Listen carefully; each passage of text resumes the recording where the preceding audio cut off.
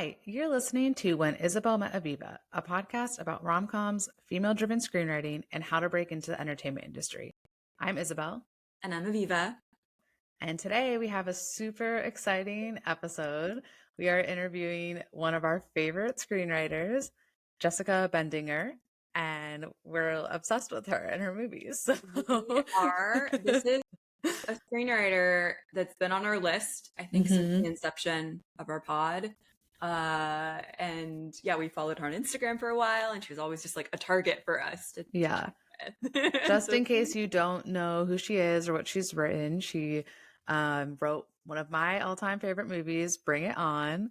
She wrote First Daughter, Stick It, Aquamarine. Iconic.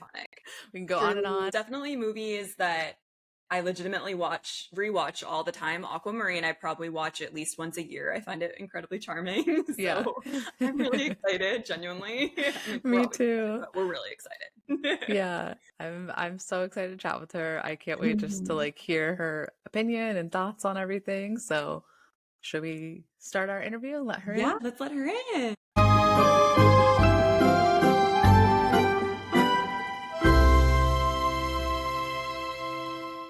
Awesome. Well, thank you so much, Jessica, for being on the podcast today. My pleasure. Nice to be here. Thank you. Yeah, Aviva and I were just reminiscing about your movies before you joined us because we both definitely grew up on them. I actually have your book, so I wanted to show you. I have it right next to me. Thank you. I think my family gave this to me as a Christmas gift. I think either last year or the year before. Oh, so. that's wonderful. What did you have time to read it? I've gone through like the first part of it, but I haven't gone to all of it. But I have I don't know. I like to skip ahead because I was like, of course, when they gave it to me, the first thing I did was I was like, I have to look at the actual screenplay. Awesome. But yeah, so thank you so much. We're so excited to ask you. We have a lot of questions. We want to talk a lot about your filmography because we're definitely big fans of most of it. So we were kind of obsessing over. I've actually watched recently, in the last year, both Aquamarine and First Daughter and Bring It On. And so First Daughter was just what about Stick It? What about and Stick It. I was gonna say, you've actually just watched Stick It last night, right? Or 2 nights ago? Yes. And First Daughter was just added to Netflix. I wonder just because of it was everything. This will be my first time seeing it since I went to the pre-release screening. Oh wow. It's been a long time. I love it. Yeah. So thank you for letting me know. I did not know that. Yeah, there you go. You're you can watch it on Netflix. So our first question is just about, your background, how you got into screenwriting, right. How you ended up writing what you did. Yeah, just. I think my parents met and conceived me in college. I was not an intended pregnancy. Ooh. And I think growing up as an only child of divorced parents who were very young, you're always trying to figure something out. You're trying to figure out why people are the way they are. Everybody was split apart. It was very modern, atomized. So I had, one set of grandparents in Tennessee, another set in Florida, dad in Chicago, various stepmoms in Chicago, mom in Connecticut, Victoria. So I think being so atomized as a kid and experiencing the bigness of the world, I was always trying to make sense of it. And so storytelling was figuring out why people were the way they are or were was a form of sense making for me and safety making for me in a very chaotic childhood. And so I think that was the kind of genesis story, I think, begins there. And then I think when you in good ways and bad ways, become very attuned to your environment and trying to figure things out, and then also become a good storyteller because you have figured it out before everyone, right? So in school, in middle school, high school, I was always kind of, I think, interpreting the tea leaves for everyone in a way. And that's a form of storytelling, like, why did this happen or this happen, or trying to recontextualize for people. I think that's changing, but I think that we have a horrible habit as American labelers who love stereotypes. I think we have a horrible habit of removing context, and which is really dangerous and deadly and problematic in a lot of ways. When we lose nuance, when we rob things of nuance, we're kind of robbing them of their humanity and uniqueness. And I think it's very human. But so, yeah, I think I was constantly as I say in my book, which I got from, I think, I can't remember who said it originally, Gary Vaynerchuk maybe, or somebody in marketing, but content is king, but context is God. And so growing up the way I did, I was constantly having to take the content, contextualize, recontextualize for others. And that bred in me, unbeknownst to me, a good storytelling ability. And how did you get into screenwriting specifically? Screenwriting specifically, I had, when I would visit my father, who was a single dad when I was young, he would just take me to wall-to-wall movies over the weekend. So movies became a way of kind of an alternative babysitter for me as a kid. And then talking about it with my dad, who was young and encumbered with, his own career and his own life, that became something for us to talk about. So screenwriting specifically, I had been writing at Spin Magazine in New York while I was at Columbia. I was then writing for MTV News, writing with John Norris and for Kurt Loder back in the day, kind of writing about things I was interested in and cared about. And I saw there used to be these giant 3/4-inch tapes we'd get at MTV called EPKs. They're still called that, but they're electronic press kits. And I got one of those for Say Anything. And in the press materials for Say Anything, it said Cameron Crowe had moved from music journalism into screenwriting. And I thought, oh, I can do that. I can move from this to this. Now that's an insane thing to say, but because you're always encouraged to pick a lane, and stick to a lane. It was very heartwarming for me to learn, oh, of course I can. And then I learned about Joe Esterhaus, who was coming up through Fatal Attraction and Showgirls and other movies. He had also been a journalist or a writer, writing other things. So it kind of helped me understand writing is writing. There are different formats of writing, but if you think of writing as just a kind of recipe making, it doesn't matter what style of dish you're doing, right? You're just writing. So I think those jobs helped me get my head around content and context and culture, really thinking about culture quite deeply. And I took some screenwriting classes. I really had an allergy to them. I really hate rules. And as you know from my movies, I hate it when they say, it is this way, it must be. I'm like, really? Okay, let's see. Let's see about that. So yeah, that was kind of my origin story, was writing for other things and seeing this path, and then really not liking any of the screenwriting books I'd seen. I really didn't like any of the classes. I thought, there are millions of ways to make a shirt. There are millions of ways to wash dishes. There are so many ways to do anything. How dare they? From on high, like it so annoys me. So any kind of tyranny or asymmetry like that, I have a bit of an allergy to it, admittedly. Yeah. So that's how I went into it. I just didn't know better. Yeah. I didn't know better. And so I started wanting to write the stories that I wanted to write for me and the things I was interested in it. And it turned out other people were as well. So. And Bring It On was the first script that you wrote and sold, or like? It wasn't the first one I wrote. It was the first thing I sold. I sold it as a pitch, famously, which I talk about in the Bring It On book. I think I pitched it 28 times. I had 27 no's. And what that taught me was I'd see junior executives taking it to their bosses. Like they didn't want to get in trouble for passing on it. So I thought, okay, and it was helping me refine the pitch every time and refine the story. And so there's also in the Bring It On, there's a book about Bring It On that came out by a wonderful writer. And she tells the story of that as well. It's kind of like the biography of Bring It On. And I usually have a copy nearby. I don't have a copy with me, but it's like the official Bring It On book. Long way of saying that pitch process helped me kind of refine it. And by the time I pitched the last place, I was like, I'd given up hope of selling it.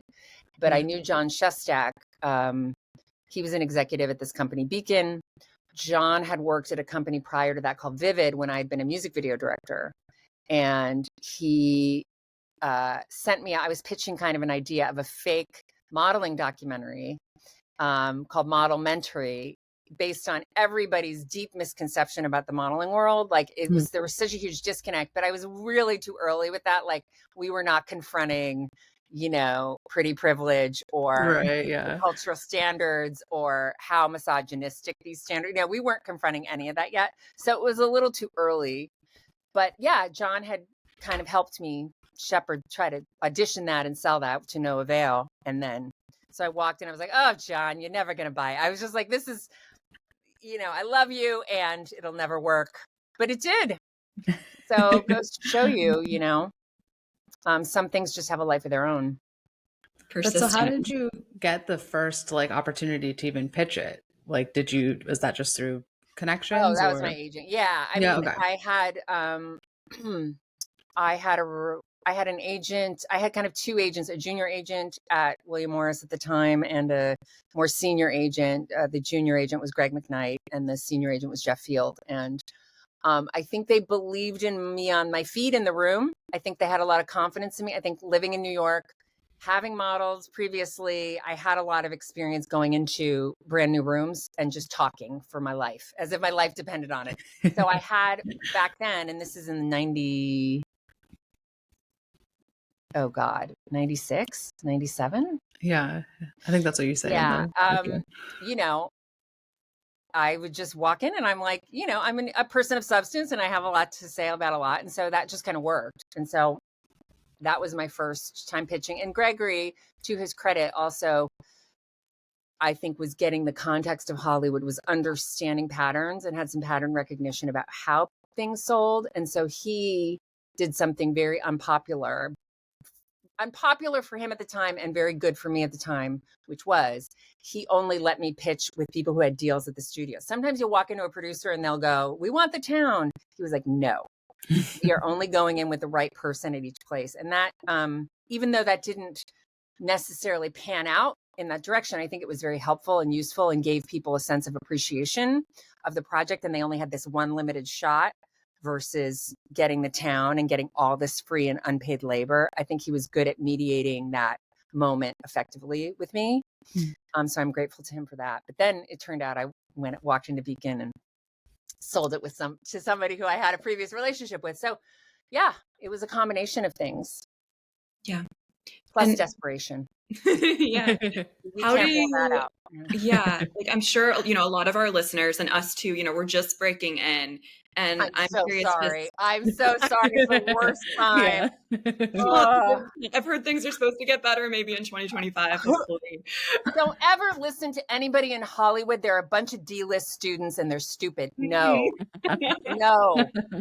And by the way, I really want to say this to your listeners. You are much smarter than. Don't let anybody in this fucking toxic asymmetry convince you don't know. You know a lot more than people did a while ago because of phones and the internet, right? Yeah. And the exponential scale of that. But no, Hollywood is in a shit show free fall. It is atomizing and disintegrating before our very eyes with good reason. And one of the reasons, I'll just interject this quickly, you guys just build your own shit. Yeah. Don't build something cool. Make your TikToks, make YouTube things, make YouTube channels, make your own content. That is where it's at. The tools have been democratized. You have access to way better tools than we had. Do not do this pick me, choose me bullshit. That's all listen, Hollywood's big secret is this. I'm going to tell you the big secret. Nobody tells you. Are you ready? Are we ready? Yes. Okay. Deep breath. Here's the big secret. Hollywood is a giant unpaid and underpaid labor market that uses two systems of oppression, the agency industrial complex and the development industrial complex, to leverage free unpaid labor on behalf of their salaries. Yeah. It is not a bug, it's a feature. It is toxic, it is old-fashioned. It requires you to have, you know, sustenance and abilities to maintain yourself outside of the system in order to survive it. If we were to think of it this way, maybe this is an analogy I like to use for people, like when I'm talking to friends and family way outside the business. I say, imagine the Alaskan pipeline, the oil pipeline. And you think, oh, the oil, we're making oil, we're doing oil. Oh, the oil is so important, okay? And the consumers who are getting the oil are so important. Imagine that is your model. Yeah. And then you get to this business and it's like, oh yeah, no, the oil doesn't matter. No, the people, what? Ew, people, oil, no. This is about the pipeline, baby. The pipeline serves itself, preserves itself, loves itself. All things are about the pipeline. And if you understand that, you can survive the heartbreaking truth of what I just said you. But we are artists, actors are the bottom of the barrel. You know, when you get here, actors are like treated like sewage, essentially, exploited abused. And I'm not saying this is okay, but I'm saying, and then writers, you know, a little bit above that. And so this system is dismantling because it is toxic and not sustainable in the way that we seek sustainability in our food, organic, and we have labeling systems for that, theoretically. There is none of that in Hollywood. And Hollywood is breaking under the weight of its own toxic sauce. So, nobody say, you know, don't say a prayer for, you don't want it to come back. You want to change it. And that's going to come from young people and people with chutzpah and, you know, passion, reinventing it for themselves. It is a toxic swamp. It does not deserve to be saved. And that's why in the, you know, sorry, I mean, I am happy there was a strike that seemed to get little incremental gains. But listen, if data is the big oil, if data is the new oil, as we all say, can you imagine a system where we as creators have no access to our data? Yeah. What the fuck? And we tolerate that? And then the big gain of the Writers Guild was, oh, behind closed doors, Netflix will share some numbers with us. How is that a business? Yeah. That's not it's so show business. Let us stop using that term. It's not a business. Yeah. It's a tax credit seeking subsidy that's in death rattle. And I encourage all your young people out there. I'm not trying to make you feel bad. I'm trying to give you hope. Yeah. Figure it out in another way. Because this way is like, it's in death rattle big time. I'm really glad you said that way. I really like that reframing of it as like, we don't want it to come back as it is. We're not just sitting around waiting for like, when are they going to come talk to me and buy my stuff? It's like, we want to change. Business something where you're working for salaried employees and they're depending on your free work in order to make a salary. Yeah. This is criminal. This is criminal enterprise, you guys. Like, we all need to wake up. Yeah. It's really bad. And it's bad that they've been allowed to do it for so long. And then you get so far along in your career and it's like more free work. That's what you get for your success. Fuck that. Yeah. It's so fucked up. Cool. Not a business, you guys. If you're smart, go elsewhere. Like, figure it out in a different way. Do not depend on these people. Yeah. They're misguided zombies. Yeah. No, this is so great because our last interview, we just interviewed like an indie filmmaker and we were both kind of talking with her about how like Aviv and I are both, you know, just starting our careers and we've been feeling that a lot where it's just like, man, like, yeah, I'm not getting paid and they're asking me to write all this stuff. And then it's like, insane. No, not crazy. And they need you to buy into this system of toxic asymmetry for admission. It is garbage thinking. There is just if you step back and take a deep breath, there is no other system of enterprise in America or free market capitalism where that is okay. That is slavery. Like, let's call it what it fucking is. Yeah. It's not okay. And like this idea that they're giving out experience coupons or network coupons or you get this like who benefits if you believe it? Yeah.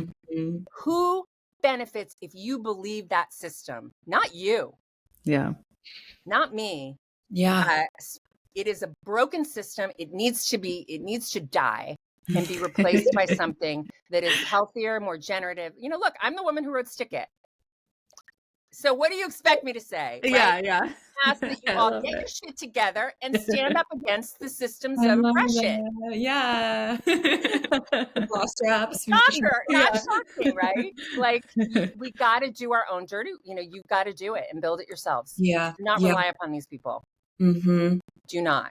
And if you saw the Vulture article I did over the summer, you know, in the heels of the Olympics, like, that's 1/10. And I'm saying a lot and people are like, oh my God, I can't believe you said that. It's like, well, that was 1/10, 1/100th of what went down. And it's not pretty and it's shameful. Yeah. It's shameful how people are treated. And I think we need to stop glamorizing it. As the great Cat Williams said in his Club Shay Shay interview, for those of you lucky enough to see that, and if you didn't, I encourage you to watch it. Because he's quite a philosopher. And he says, you know how you can tell somebody sold their soul to Hollywood? They have to act like it didn't happen. Yeah. And so don't sell your soul. Yeah. And don't pretend like it didn't happen. Like, we all need to start talking about it. And I think my colleagues, we've all been shamed and blamed into silence and complicity. And we need to start speaking honestly and candidly. Yeah. It's not okay. really refreshing. Yeah, you're the first person we've interviewed who's talking this candidly, but yeah, I know, I love it. Thank you. Thank you. Yeah, I think it's Because helpful for our it's listeners. shameful, because we're all shamed and blamed into this sense of like paranoid, compliance. Yeah, you don't want a bad reputation. You want to like prove yourself. You know what? Like, fuck Yeah. you. Okay, fine. Give me a bad reputation, you asshole. Yeah. Like, Yeah. salary and benefits and insurance, and like, go fuck yourself. Like, Yeah. honestly, there's no other industry. I'm sure there are. I don't want to say that. I'm sure this toxicity exists in many places, as we know, but like, you're leading with shame and this idea that you're going to be punished or excluded from the club if you don't.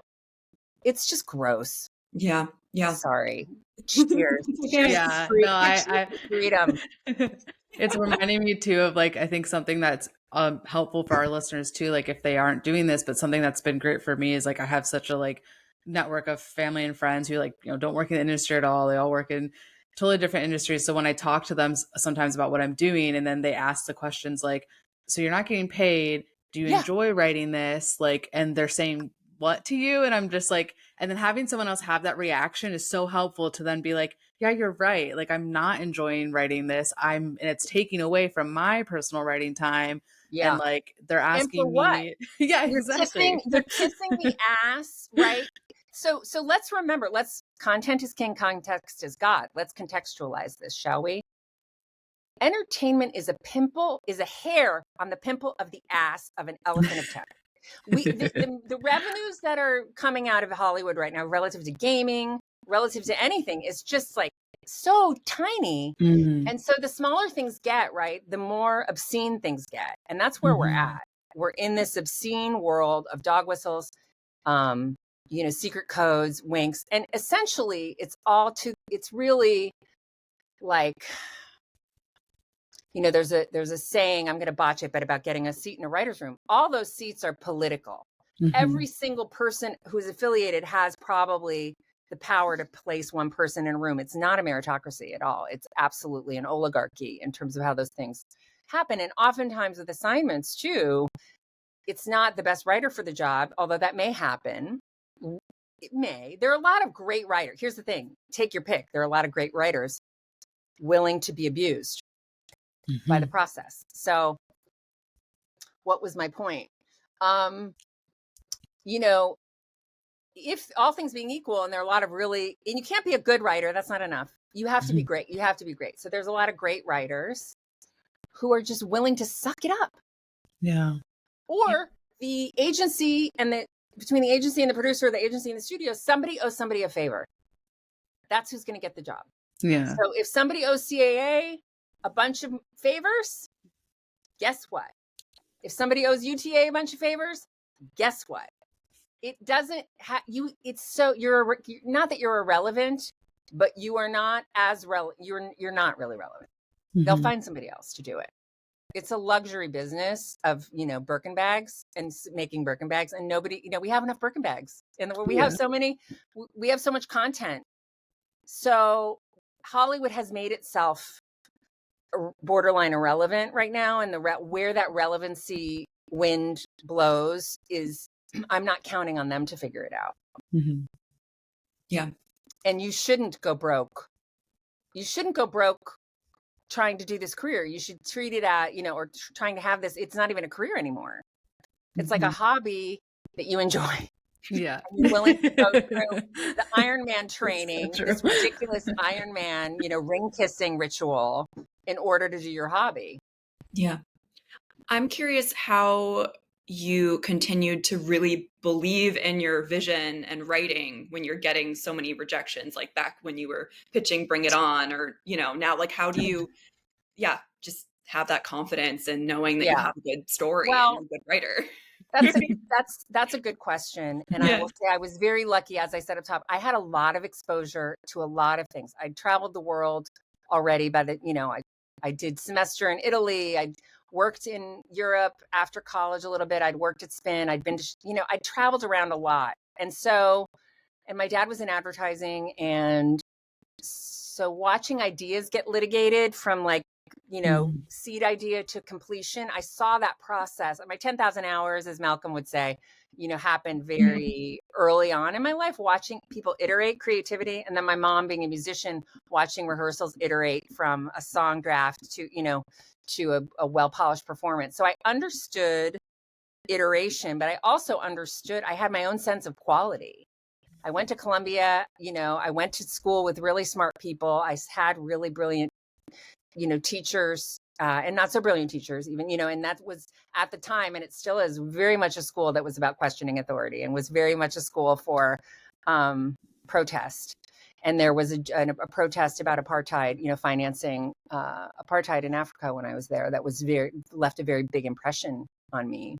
So questioning authority was a big part of the, even though you're in the core curriculum and you're reading like the great books, which have become somewhat controversial.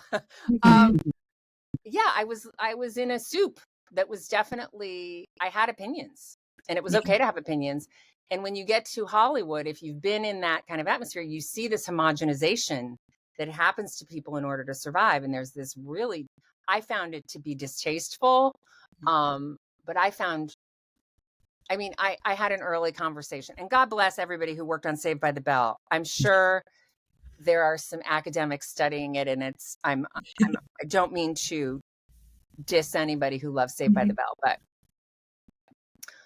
I had never watched it really. And somebody was like singing its praises, and really I was like, well, it's making money. That's different from it being good. And he was conflating the quality of the show with the money it was making. And I was like, dude, those are two different things. Yeah. And I got in an argument with somebody who was a studio executive about the conflation of profit and project. And I thought, what a fucking idiot. But he can't see this distinction. And I kind of started to smell that maybe, and again, went to a snotty New York school, New York, worked in publishing in New York. I was a snot because I'd had the shit kicked out of me about what I thought over and over again. So I got here and I was like, this can't be real. I have to test. These people can't be stupid.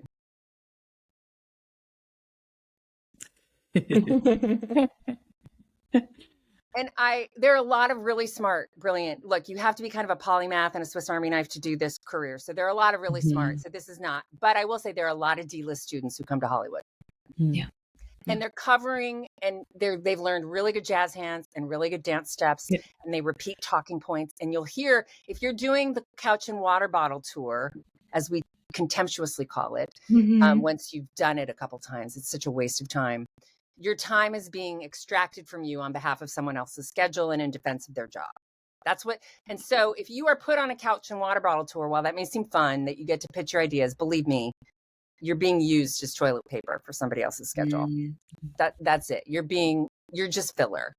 Yeah. And maybe a good relationship will come from that, and God bless if it does. But anyway, I felt, with a couple exceptions, that there was a great dumbing down. There was a real lack of faith in audiences, contempt for audiences, to be honest. And this kind of tastemaker, we'll call it a tastemaker economy. And I say that slightest bit of contempt in my voice, where there's very precious and, oh, we know. And do you though? And so I think I had a lot of healthy and maybe and problematic skepticism for the people I was dealing with and talking with. Like, I wasn't buying it, and they really need you to buy it and buy in. Did they not think it was like marketable for, like, are you talking about like the teenage audience, the female driven audience?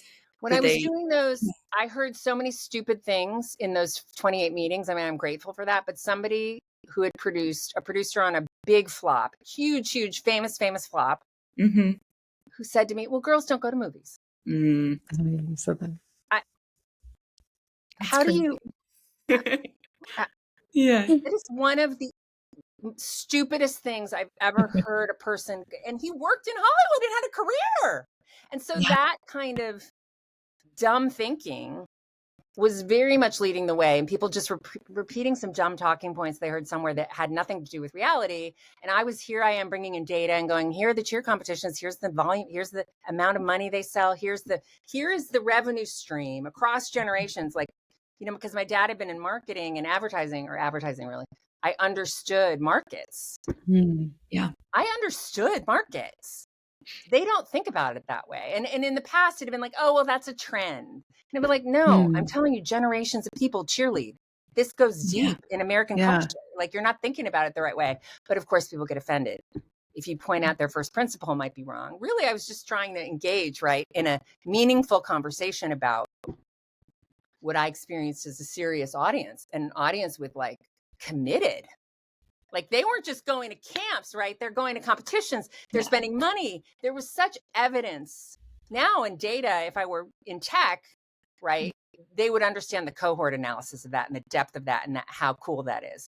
No, people in Hollywood were threatened by it. And like, oh no, marketing's a different division. Like, we don't know, we don't do that. And so like, precious about their silo. Well, really, you know, audience and content has conflated now, as we see from social. Like, what you care about is in your feed, and that's kind of who you are from a paid ads perspective. And it's all the money, your interest, who you are, who wants to advertise to you, is all conflated. And now that has conflated.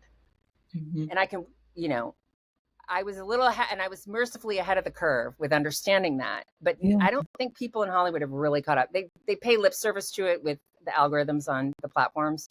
But I don't think the development class or the agent class has caught up with that, to be honest. And even and so by default, the writer class also hasn't necessarily caught up to that truth.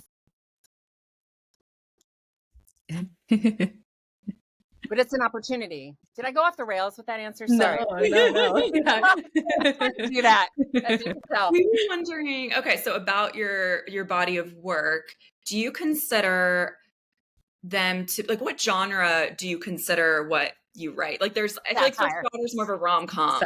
Satire. Right? I'm a satirist. I'm a social satirist is kind of how I think of cool. it. It gives me like permission. That, I think calling I don't like, you know, I don't like those constraints. So the second I feel constrained, I'm like, I'm either going to perform to the constraint in a bad way. So to me, just saying social satirist, meaning I'm doing kind of holding a mirror up to the culture and being funny about it, but it's pretty grounded. I try to be, the humor's not always grounded, but the setting is grounded, or the characters are kind of grounded in something. So that's how I think of it. Do you do a lot of research for your writing? Because I'm curious if like were you a cheerleader or gymnast? Like, I feel like you know the world so well from these movies. Like, when I watch the movies, I'm like, I grew up as a cheerleader. Like, I went to the competition. So like, it's funny to like think like, where did that story come from? Like, was it from personal experience or? Yeah. I mean, I, at my, you know, growing up in the early 80s, the places women got attention, cheerleading certainly in my middle school and my high school, the cheerleaders got the attention. I was like, wow, people will stop and look. And then similarly, the Olympic gymnastics. Gymnastics was my first love, which I talk about in both books. Gymnastics was the magma out of which Bring It On was born. But I was a competitive gymnast. I competed with at a gym that trained elite gymnasts in America. Famously, there was an Olympic coach, Don Peters, who was later scandalized a little bit, but he was at my gym. And so I loved gymnastics because it was the one time kids could get adult attention. You could do something really hard and like adults would pay attention. We're like, oh my God, do that again. Yeah. So I was a gymnast. I grew too tall. My proprioception, I grew like 6 inches one summer, and knowing where you are in the air and gravity and height, it just really messed me up. And I had a couple bad fails. And they're like, you're too tall. Like, this isn't going to be fun. There just aren't tall gymnasts for a reason. So yeah, I left gymnastics. I then thought, well, maybe cheerleading, because they need gymnastics. But I didn't make the cheerleading squad in middle school. I made the Pee Wee football squad. So I was doing it in kind of 5th grade, 6th grade. And I mean, literally we had sweatshirts with letters stitched on. It was so truly basic. Yeah. but I did that for 4 years in middle school. I didn't make the regular squad. And so then I turned to basketball and field hockey and tennis. And so I just turned to other sports because I got too tall for gymnastics. I never lost my love for gymnastics. And then in college, I was sick. I was at my aunt's place in Phoenix, Arizona, Paradise Valley area. I loved going to her house, and just she had all the cable channels, you know, and I watched ESPN, and I just watched the competitions over and over again. And I became obsessed with those competitions in college. And then that led to that obsession and that belief too, just seeing the audience, knowing what they were doing was so athletic and interesting, inherently interesting. And the comedy of they're cheering for themselves at those competitions. Like cheerleaders, you're supposed to be cheering on a team, and here they were doing it, and we'd elevated it to some crazy sport that felt very darling and inherently daffy and American to me. So I just felt like, there's something here. And Clueless, and there was enough there was some good teen things Heathers and Clueless, and there were some interesting things happening in the genre. And I was like, yeah, let's try it. And I loved hip hop from working at Spin. So it was like two great tastes. And talk about things you didn't see together. You'd see squads imitating hip hop moves, but it's so absurd, right? It was just so funny. And again, I was just like, okay, let's put these things together. And I'd seen a step squad on the steps of Columbia when I was there, who was fantastic. And that's where I learned Bird. That's where I saw Birds Cold in Here, which is a famous Black fraternity step. Okay. Yeah. So that was kind of, and then I just came up with the story and just pitched it and refined it and then wrote it. And then it turned around pretty quickly, all things considered. But I think I sold it in the fall of 96 the fall of 96. And then we were in production by 99, and then it came out in 2000. So I've been with it a lot. I've been with it. Yeah. I don't care how many times you've seen it. I have you beat by a couple of years. Yeah. Could we talk about Aquamarine and how you were, it's a book adaptation, right? So did you have the material originally? I love Aquamarine. I watch it at least once a year, I would say. I think it's incredibly charming, and it's really stood the test of time. Like it's really sweet. And like Emma Roberts at such a young age. And Liz, the director Liz, did a great job too. Liz really wanted me to do the rewrite on it. There was a script. I was hired just to come do a rewrite on it. And I remember it was hard too, because I was in the middle of, there was Stick It stuff going on. There was a lot going on. I was on a break. I was I was finishing writing Stick It or something. The timing was interesting in parallel kind of on both of them.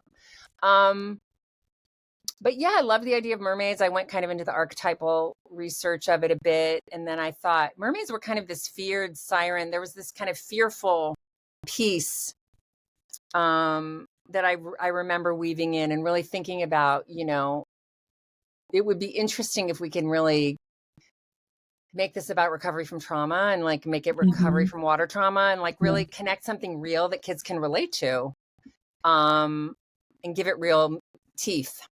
Yeah. So I remember having those conversations with Liz, and that was really, I'd go to her house and we'd just like talk it out. And then I was like, okay, now leave me alone. Let me just go do my thing. So I really enjoyed, I think that was for me, the first time collaborating with a director as somebody who wanted to direct and who had already directed music videos. I felt a real, connection with Liz and really wanting to, I really loved the collaboration we had during that phase. And then I wasn't available. She wanted me to come back and finish later, and I wasn't available because of Stick It. But, and John Quaintance did a great job. I think they brought John back. I can't remember, but it was cool. Yeah.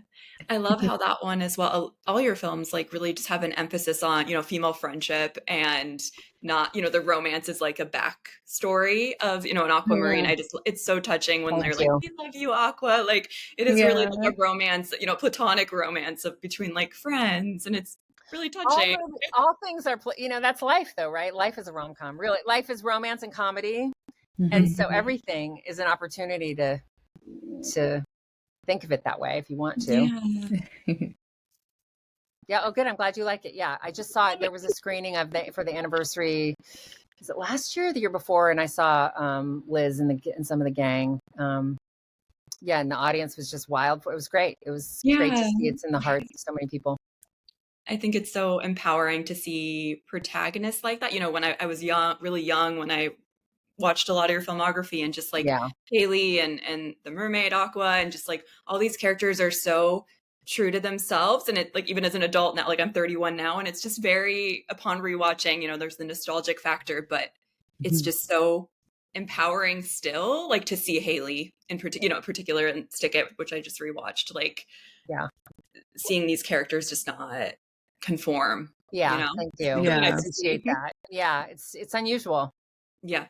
It's unusual, but it became a kind of covert signature. I don't think I overtly was pushing that because of what we talked about earlier, but I think covertly I was all about it. Like, how can I hide the medicine and the candy and really see the things I'd come up against, I don't know, reflect, just kind of be a little more straight shooter and not so conventional in the characterizations. I think that's where my head was at. I was just kind of like, this is bullshit. Like, why are they going for these lame, just like lame plus ones? Girls were just like the lame plus ones. I was like, this isn't my friends. This isn't me. This doesn't reflect the world. Like, so why are we all settling for this? Yeah, it worked for a minute.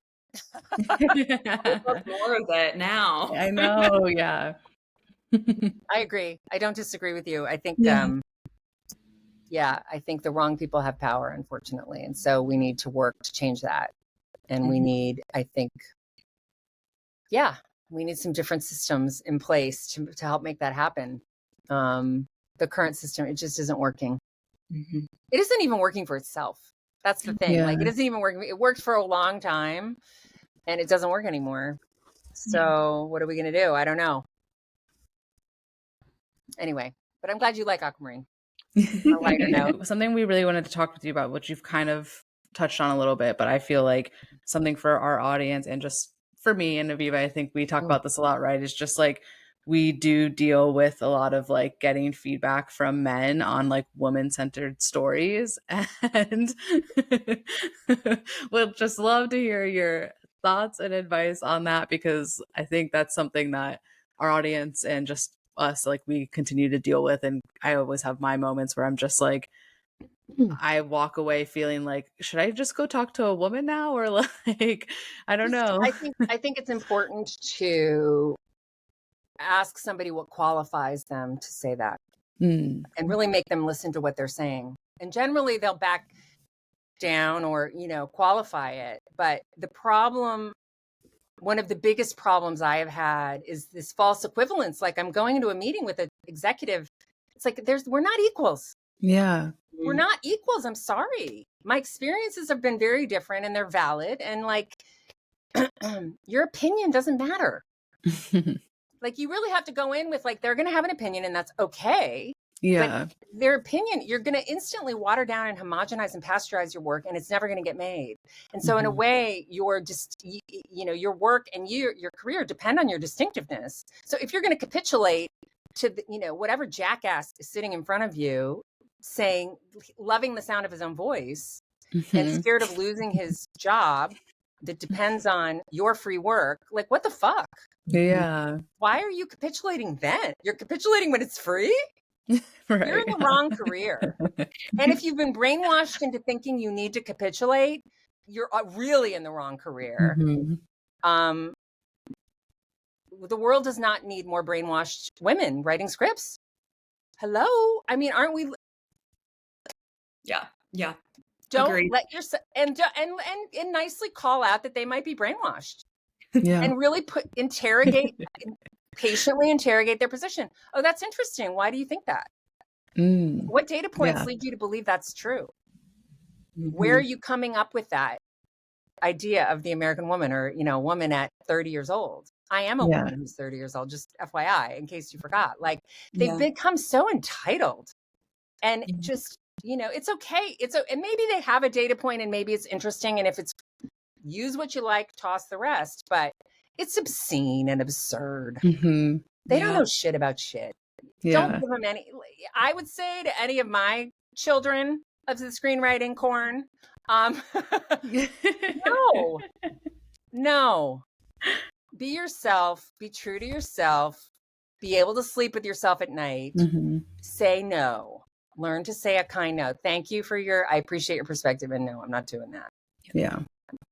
Because my work depends on having a unique voice, and that's going to pasteurize it. And so I appreciate whatever homogenization reason you're using for the development industrial complex that benefits me not.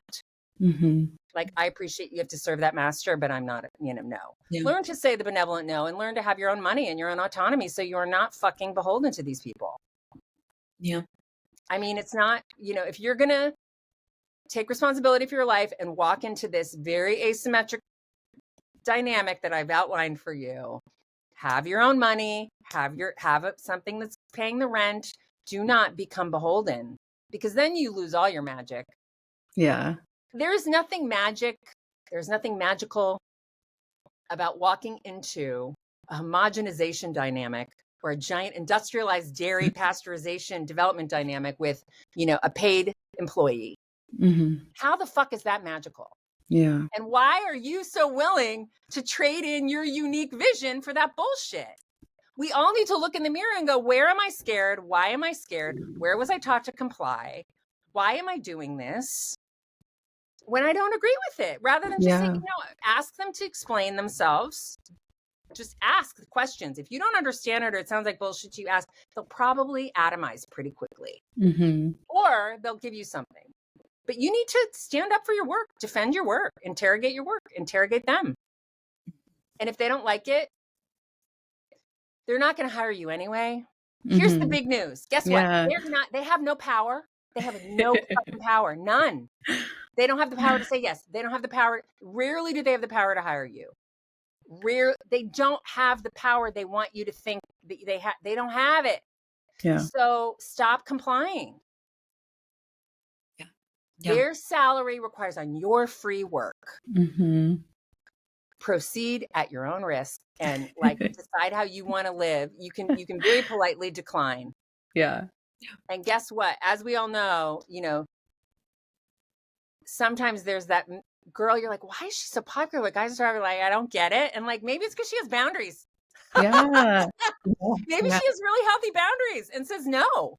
And a lot of, Isabel and I complain kind of how there are not as many great rom-coms made today, because our podcast is all about rom-coms. And I think the time that, your films, the early 2000s, late 90s, we saw the video you sent us about the video essay about teen movies of the time. Those are the ones we keep rewatching. That we talk about on the podcast a lot. There's a rare movie now and then that we love, but there was something magical to the formula then that I don't see as much now.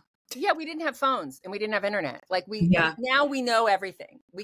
Everything is on demand. Life has become a tsunami of information that we have access to. There's no, that's been democratized. And so I think, there's a magical, nostalgic time where we were in these bubbles, and those bubbles have been popped.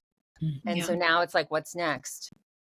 Totally. Yeah, but rom-coms, rom-com is a dated, the genre is very dated. I mean, I enjoyed Nobody Wants This because I thought it was aspiring to do something interesting. Yeah.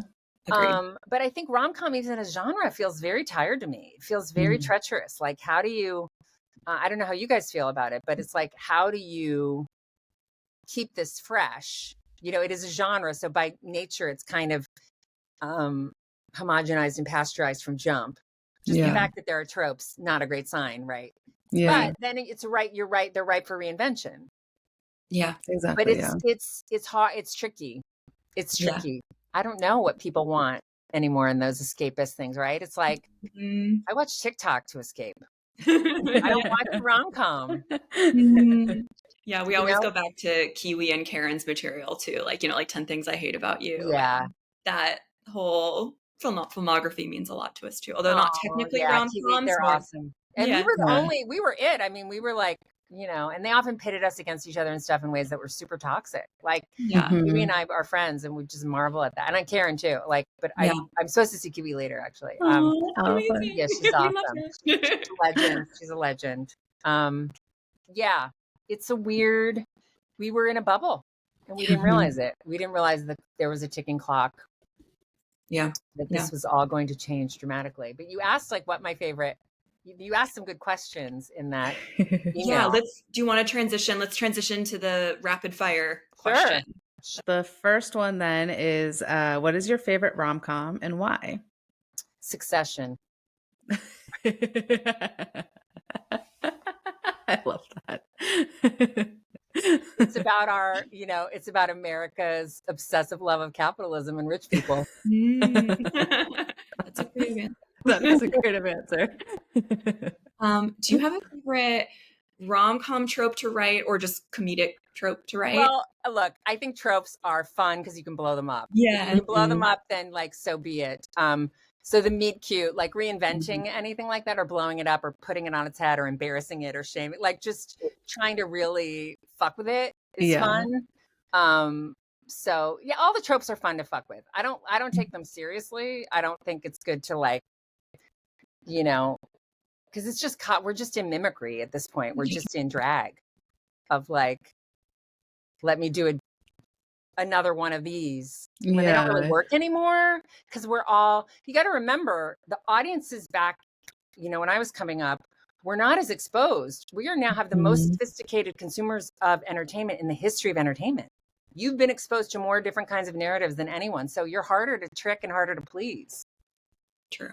Yeah, I think that is what we feel about with like the current ones is that it just feels like we're just getting the same thing over and over again. And like what we miss from the old ones is like the characters that also just feel like they're written from someone who's lived through it and has that like connection to us. For like when I think back on like Missy and Kat from 10 Things I Hate About You, I'm like, those two characters like defined me growing up. So like when I think back on that and I look at movies that are, current shows and rom-coms now, I'm like, I just feel like they're maybe not written by people who have actually experienced what they're trying to write about.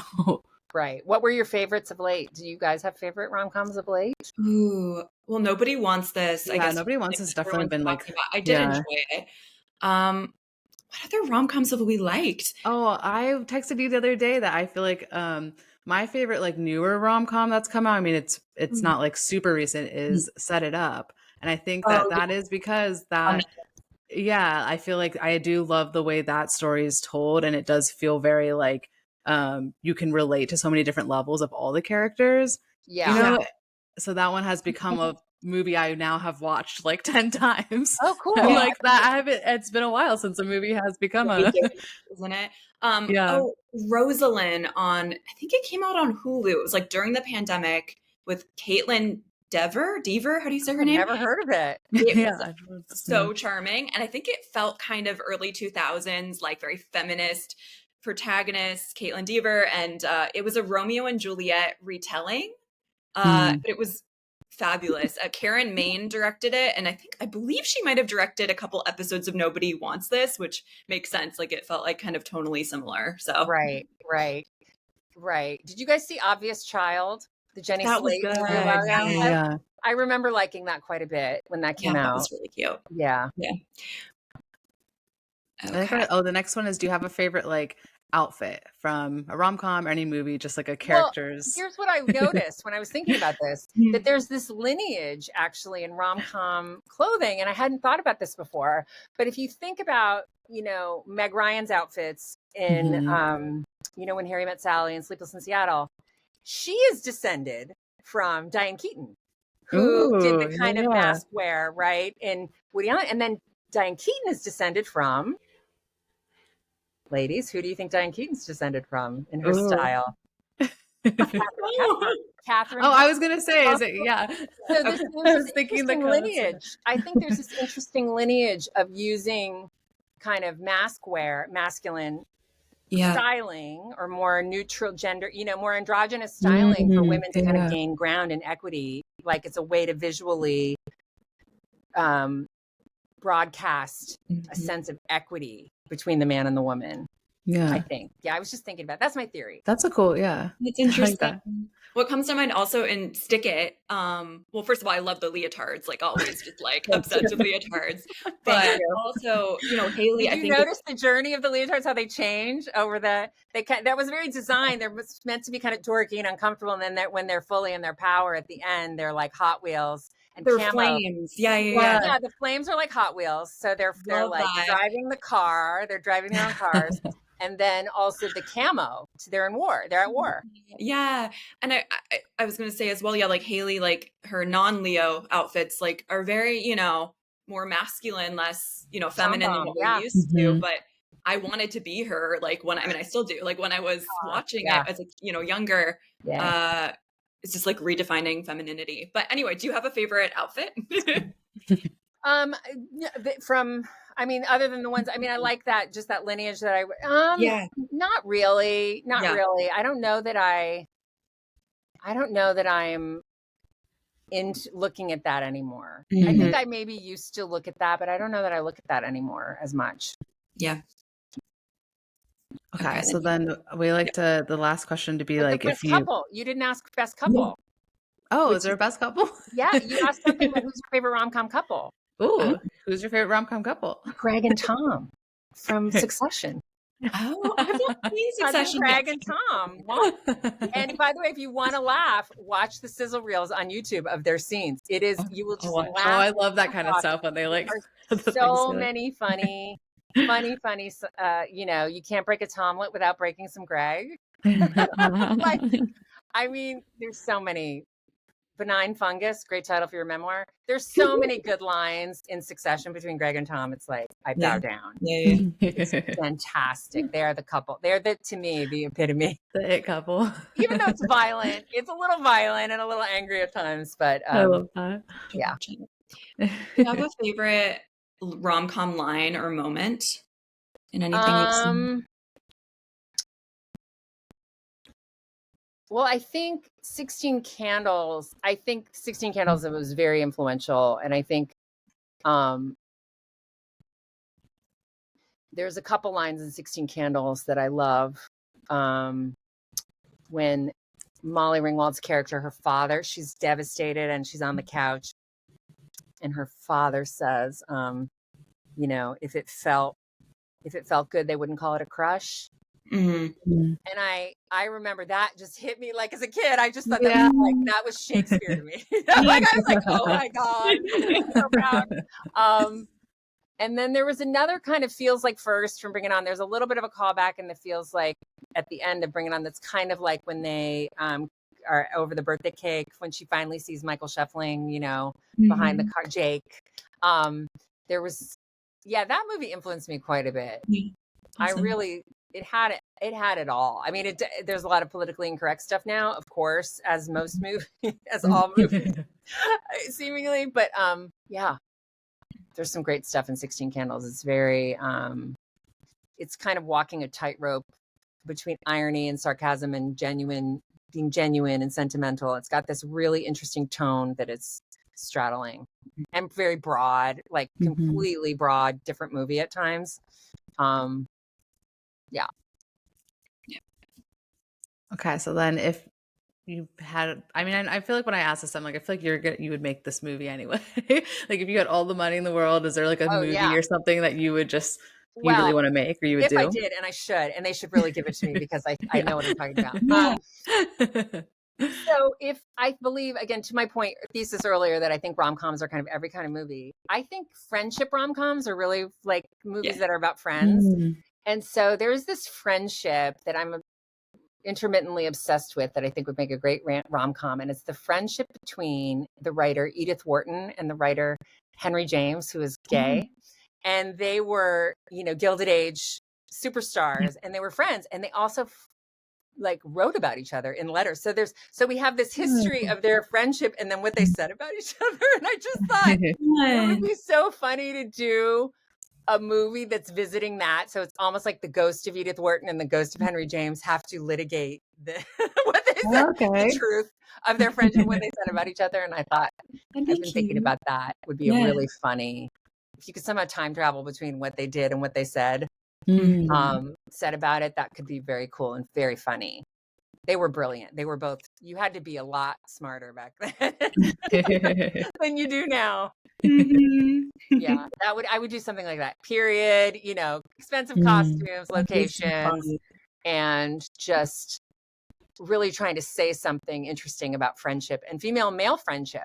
Yeah. It's funny and heartwarming. And ultimately, you know, Esther Perel says we often we put too much emphasis on this idea of a soulmate in one person, and it's really toxic. And that to me is, as we grow and kind of understand these things about ourselves as a culture, the rom-com, you know, it's like quaint, it's cute, but what is it saying that's truthful about the culture and helping us navigate life? Yeah. And those are the movies I want to see. It's like, do that in a funny, fun way. Help me grow. Yeah. Don't numb me out. Going to tell us a little bit about where people can find your book and your books and what they're about, and then how people can stay in touch with you and, like, you know, learn more about anything you're working on in the future. Sure. Well, you can find me at jessicabendinger.com. Both my books, links to both my books are there. The Bring It On screenplay book and the Stick It screenplay book talks about process. It talks about, you know, the Bring It On book is kind of a writing guide for beginner screenwriters. It really is my outlining technique has kind of become popular inside baseball here in Hollywood. And a lot of people you know and love have appreciated that little bit of a parameter. So there's that in the Bring It On book. And then it just talks about some rules of the road for screenwriting. For those of us who hate rules, it's just kind of some fun things to consider. And then the Stick It book talks about when you're writing to direct and the difference in that process. And so it kind of gives you soup to nuts what that process was like for me. Michael Seligman and I are trying to find a new home for the Mob Queens. We sold Mob Queens to HBO, and then it got flushed with the big Discovery purchase and a bunch of other things back in, you know, a couple of years ago. So we've been trying to find another home for our Mob Queens podcast, which did really well. And we were excited to make that. Editing Aviva here. Just wanted to quickly interject that we had tech issues at the end of our interview, so that's why it stops kind of abruptly, but all of Jessica's links will be in the show notes. Fine. Thank you so much. Yeah, we really appreciate your time. You're so welcome. This has been an episode of When Isabel Met Aviva. Thank you so much for watching and listening. If you want to stay up to date with our episodes, please subscribe. Bonus points if you leave us a positive review. We've been getting some really kind reviews lately, so thank you. Yeah. And you can follow us on Instagram at When Isabel Met Aviva and on Twitter/X at Isabel Met Aviva. And we're both on Instagram and Twitter, right? Are you still on Twitter? No. What's the deal with that? You're off Twitter. I feel like I try to log into Twitter and then I forget my password and then I log in and it's just a whole thing. It's a whole thing. I'm just only an Instagram person. I can only keep up with one social media. I understand. I don't know how people do it. Yeah, so everything will be in the show notes. I am just Aviva Pelton, Peltin, but I'm trying to have a better relationship with technologies. I'm trying to go on there less, but feel free to follow. Yeah. If you have any like feedback or you want advice about screenwriting, feel free to hit us up. Yeah. If you've seen any good rom-coms lately, we would love to know. And thank you so much, guys. We will see you very, very soon. Thank you. Bye. Bye. Everyone.